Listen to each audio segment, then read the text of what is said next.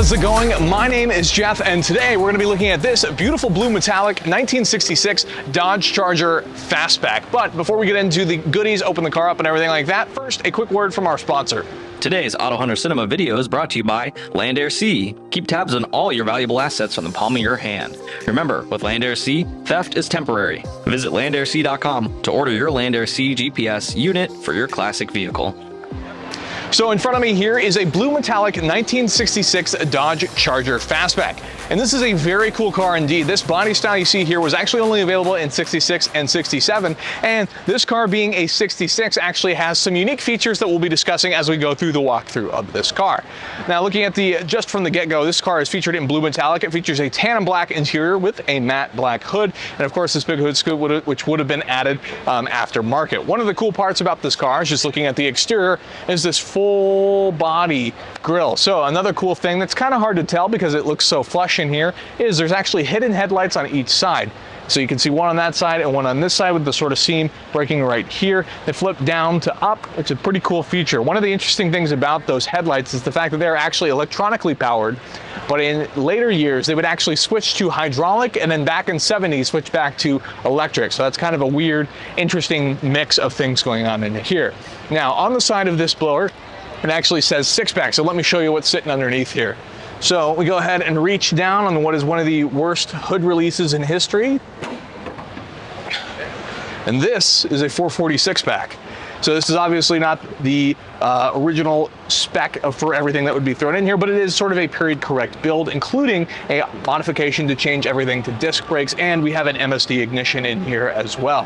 And this car is actually mated to a TorqueFlite 727 automatic transmission, and of course you can't go wrong with a 446-pack. It's plenty of power to boot in what is a traditional, essentially American muscle car. So it looks absolutely fantastic, and let's go ahead and let's move on to some of the other details. So moving on, we of course have some aftermarket wheels that have been added to the car, and you can see the disc brakes that are sitting behind the car as well, which is kind of fun to point out that this car actually raced in NASCAR even, but it was kind of, the success sort of varied as sometimes the nose would lift at some of the higher speeds, so the body was sort of phased out and switched to the later cars.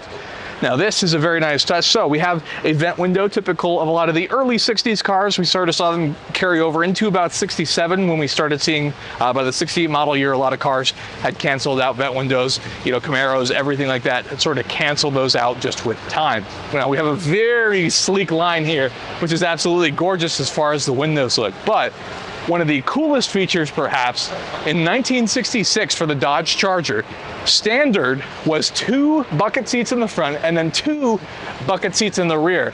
So we actually have one of these bucket seats can even fold down to give you a little bit more room. Like look at all the room you have in here with the Fastback, and then you can fold down those rear bucket seats.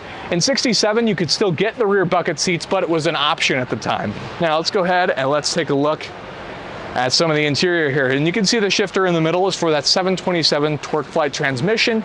And one of the coolest parts being the very unique gauge styling on this car as well. It's a very unique, very pretty car. It looks absolutely fantastic. Black carpet. And the tan's a nice accent to the blue even. Go ahead and close that. And then coming to here is this cool swooping Fastback.